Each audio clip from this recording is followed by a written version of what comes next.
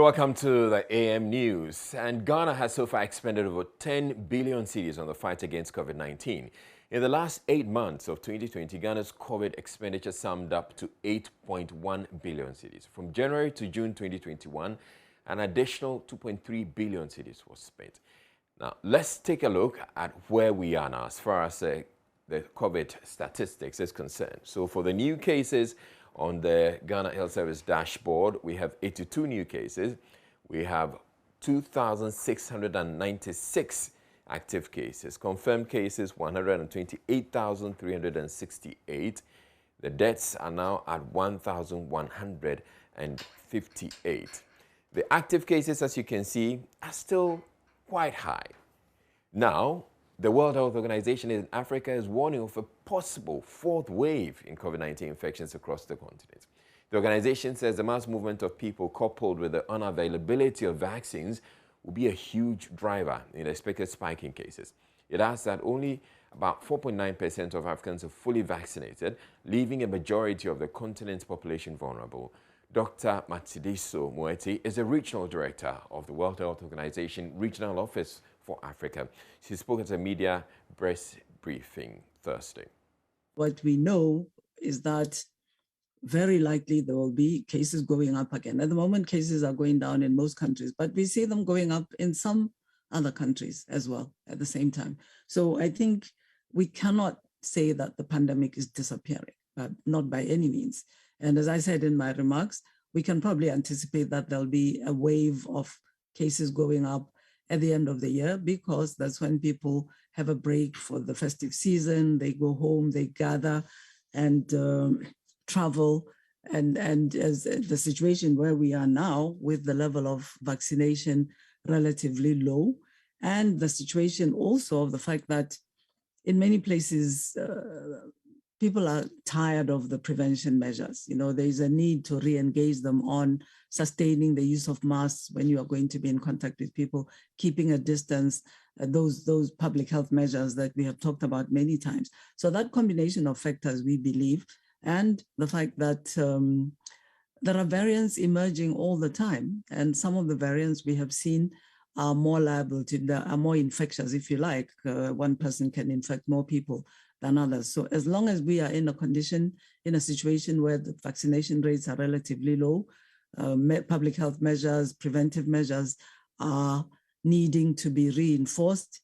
Things like this community-based testing using rapid diagnostic tests. So I believe we increasingly have the tools at our disposal, and this initiative we're talking about today will be a very important possible way of preventing or being able to contain an upward surge that we're absolutely expecting towards the end of the year during the course of the festive season. So we're not at all seeing the pandemic disappearing, and we must work very hard to get the vaccination rates up, very hard to get our knowledge at the local level of where the virus is circulating, and then to reinforce the prevention measures.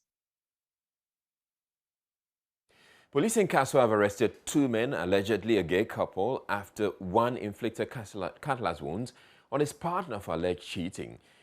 Kaswa New Market Police have identified the two as Prince, 22, and Evans, 23 years. Joy News understands the stabbing incident happened after Prince found out that his partner, Evans, had a girlfriend. Police sources say the 2 men work in a restaurant at the Kaswa New Market. In an interview with the Doom News, one of the workers who witnessed the incident revealed that Prince's anger stemmed from the fact that Evans had consistently denied him sex.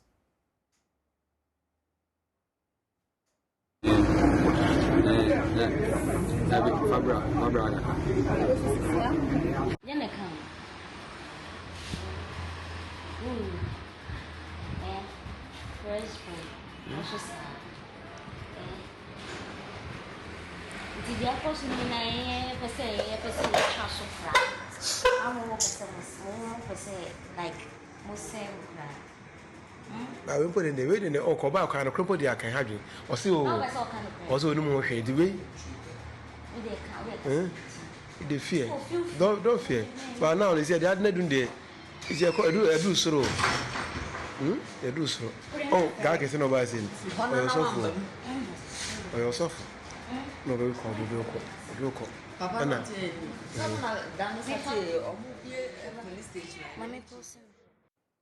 The minority chief whip, Mohammed Murtaga Mubarak, as Mual served notice, his side will stage demonstrations and force the closure of diplomatic missions operating in Ghana that victimize MPs opposed to activities of the LGBTQ movement. This comes on the back of threats by some embassies that they will deny visas to MPs supporting the bill. Speaking on Kumasi-based radio station Ebusia FM, the Aswase MP condemned the threat and warned no amount of intimidation will stop Parliament from passing the bill.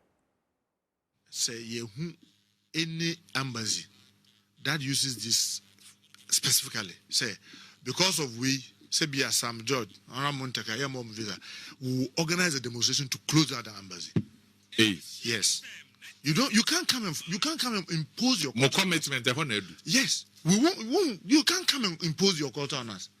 If you would tell us, say, the reason why you won't give Sam George, you won't give honorable this, honorable that, because when him say Ghana Constitution, say me as a member of Parliament, the American will floor knows piano. You can't hold me responsible anywhere. So if you want to use that, then you cannot be in our country. We will have to demonstrate until the foreign ministry closes down that ministry, that embassy. You can't come and sit in our country and do what you want. We are not forcing you say, pay, but you won't mean be share so. But also, what I say, members of Parliament from our country cannot visit your country. We will also ensure that nobody from your country can visit our country. That's why I like Nigeria. Nigeria is very, very emphatic about that. You put a sanction, they put similar. We are sending notice to our foreign ministry. Be ready. Anybody, any embassy that thinks they can use this as a way of threatening any of our members of Parliament, our foreign ministry will insist that embassy leaves, shut down and leaves. I see. Or the same measure should be put. So, okay, say you will not allow Ghanaians to go there because of the law I pass here. We shouldn't allow any of their citizens to also come to our country. On his part, Majority Leader H.A. Mensah who urged interest groups to offer constructive inputs devoid of emotions and threats. He told Evans Mensah on PM Express only a frank discussion will get the best out of the bill. Ghanaians have our own unique upbringing, our own set of values. You know what is right and what is wrong. We distinguish what is right from what is wrong. So we know what is right by our own upbringing. I belong to the Assemblies of God Church. I'm a Christian. I will not pretend that my upbringing has not been impacted by Christianity. Equally so for my colleagues who are Muslims. They come from various ethnic backgrounds and brought up traditionally and culturally within the context of Ghanaian upbringing. So we know what is right and we know what is wrong. And I'm not too sure that I know of any ethnic group in this country that applauds what discussion is going on. But unfortunately, we are introducing into this discourse emotions and sentiments, which I think is very much unnecessary. With all the threats that are being poured into the arena. Which threats? Oh, people saying that we'll chase members of Parliament with buttons and cudgels if they don't pass this law and so on. I think it's put you out. It's not necessary. Is it the case that, and people, somebody was even saying that, oh, we should telecast the discourse so people get to know who will be voting against what and so on. It means, you see, the people, some of them, they're not even following the conduct of business in Parliament. There's never been an occasion when in the consideration of any bill, we've shrouded it in secrecy. Everything is done in the open. Hope is eluding pupils of Bremang Jamra DA Basic School as help is yet to reach them for the reconstruction of their dilapidated school block, which has become a death trap. The current building in which they study has developed cracks. The roof is leaking and the classroom is overcrowded because a weaker portion had to be collapsed to prevent any disaster, forcing school authorities to cramp 2 classes into one space. One of the pupils could not hold back his frustration as he opened up to join us during a visit to the school as part of the multimedia group's classroom project. This building has become dangerous and it's come it can harm our life. It has happened before where a lot of people get, 6 people get died at Matidi school. It has made it dangerous for us.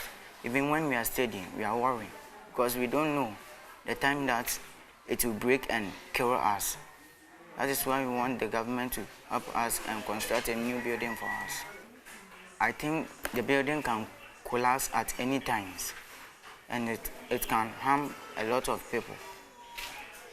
And this one also, and when this happens, it can lead to a lot, it can destroy a lot of people's studying and people's education. When we are studying in class and we look around ourselves and a lot of cracks are in the building, we feel like not coming to school because how it has been. We don't know the time the building will collapse and something will happen to us. That is why when we look around ourselves, but we have comfortable in us that we'll achieve our aim and build this building if nobody mind us. Right, so you can put a smile on the faces of this gentleman, be the miracle that the young boy has been waiting for on the Classroom Project. For all your Momo transactions, the number is 059-303-8832 or Access Bank account number 009-010-105-4191. The branch code is 009 and the SWIFT code is right there as you can see it on your screen. We are not handing over power to the opposition in DC today or tomorrow. That's according to the Director of Operations at the Presidency, Lord Comey. Mr. Comey, who spoke on behalf of the President at the Greater Accra Regional Delegates Conference, observed that President Akufo-Addo is incensed over the pettiness and internal bickering which led to the loss of parliamentary seats in the 2020 elections.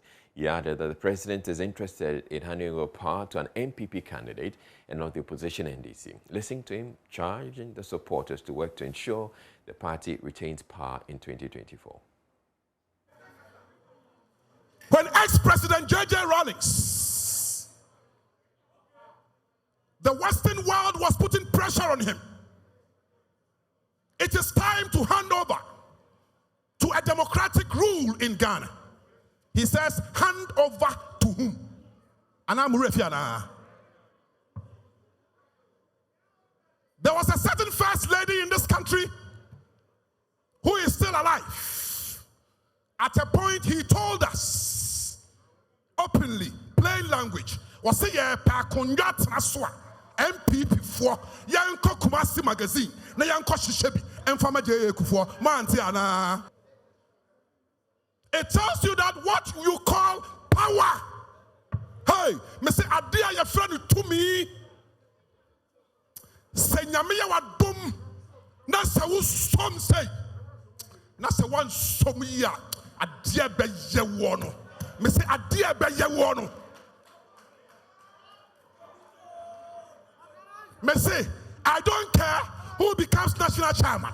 I don't care who becomes flag bearer. What I care is that the MPP continues to rule in this country. Power. Yenimbre. It's the pettiness. And some who here and talk on hunu. When you be so unyashi, and the MBO now was open.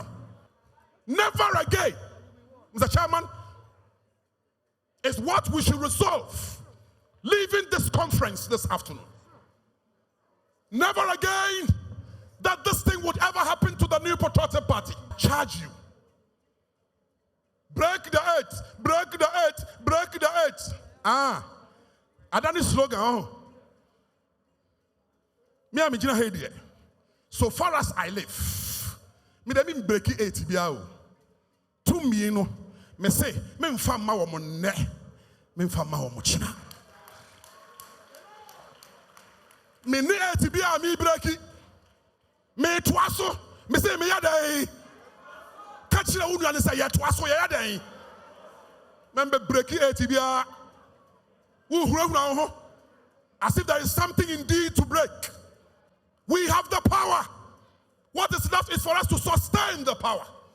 We have a president who now says, I would hand over to the next MPP presidential candidate as president of the Republic of Ghana. Now, Lord Comey has been explaining his comments. According to him, the charge is for supporters to work to ensure the party retains power in 2024. What is undemocratic about it? You want to hold on to power at all costs? Of course, but power, if you have power, why do you want to give it up? So then people want to hold on to power at all costs? Of course, it's not at all costs. Okay. First of all, you should understand that I am addressing the party officers, right, and they are the movers and shakers of our party at the grassroots level. They can't make a mistake out of their own pettiness, out of anger, out of laziness, out of whatever vices that could put them together towards holding on to power. Because the Constitution allows the New Patriotic Party to continue to hold on to power as long as the good people of Ghana would give us. So there's nothing wrong about it. But you lamented about the pettiness and then the intolerance. Absolutely. Is that a threat to the breaking of the eight? Well, there's no eight to be broken. And I've said it. the good people of this country has given us the mandate. Okay? The mandate is renewable every 4 years. We've gone for the first 4 years. They renewed it. We came in again. They renewed it. We would go in again, and I'm sure they will renew it. The only challenge here is that it's important that as a party, we close our ranks. And this is what I'm charging them to do. At the same event, Regional Minister Henry Quartey cautioned the supporters against comments which have the potential to threaten the party's quest in breaking the 8-year electoral cycle. What you say today, you come face to face with it 2024 when you're in a position of defending the party. The other kind and no opposition the year campaign. Normal they started campaign. Shena and hello. Social media has become a platform for us to be insulting elders of the party. Social media. Yeah, Chirosa, yeah, Jaida. Oh, mapa. We wash our dirty linens on the platform. Who catch your biso on your cry, a party near Yena. There has to be some discipline in the party. Discipline. Constituency chairman, you need to go back and instill discipline in the party. I have told the regional chairman, I have told the regional secretary, if people misbehave, suspend them. Okay, I'm a Bafite party and yes, suspend them. Replace them. By the grace of God, we shall soldier on. Name share. Now started to say one no kasa. Say by the time we get to that destination, we should arrive in peace and not in pieces. Muko do final destination no amunche na nkoyesa ya kodu aye muachichesa. Then you cannot break the eights. You cannot continue. Shewa no kasa. Mind your language. Your power no, and you have any copy. And to say, I can't who say power no now say no. Well, General Secretary of the party, John Boadu, says in spite of the issues which affected the fortunes of the MPP in the last election, he is confident the party will achieve its 2024 target. I believe that, the essence of this meeting, the essence is clearly to deliberate on matters that affect the party. And as part of the deliberation, we took stock of our performance in 2020. And clearly, we had 21 seats in 2020, before 2020 elections. We ended up with 14. We lost 7. And these reasons for the loss are not far to be found. We've done our own research and review of those constituencies, and we believe that with the admonition from leadership of the party, our party officers who understand that when a decision is taken, because out of the 7 that we lost, in 6 of those constituencies, we had primaries for our polling station executives, our electoral area coordinators, and our constituency executives to determine who, in their view, should be our candidates. But matters arising out of the primaries were not able to subside. So it is an admonition, and we believe that our party people will take it in good faith for us to come back home and work together to ensure victory for 2024. But are this threatening the breaking of the 8th agenda by the NPP? No.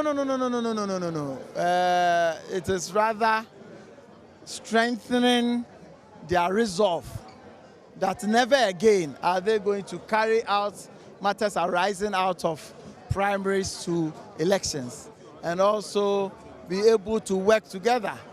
Because I remember I was in the house in Adenta, and somebody came from Ablekuma Central to ask for school fees for the daughter. I said, it's because you voted skirt and blouse. If you had your MP there, you move from Ablekuma Central to Adenta for me to take care of your school fees. And I think that everybody in this party is seeing the effects of what they did. And I believe that is going to serve as a deterrent for all of us to make sure that we forgive ourselves when there are even challenges. And that'll be it for the AM News. The show continues. Stay tuned in.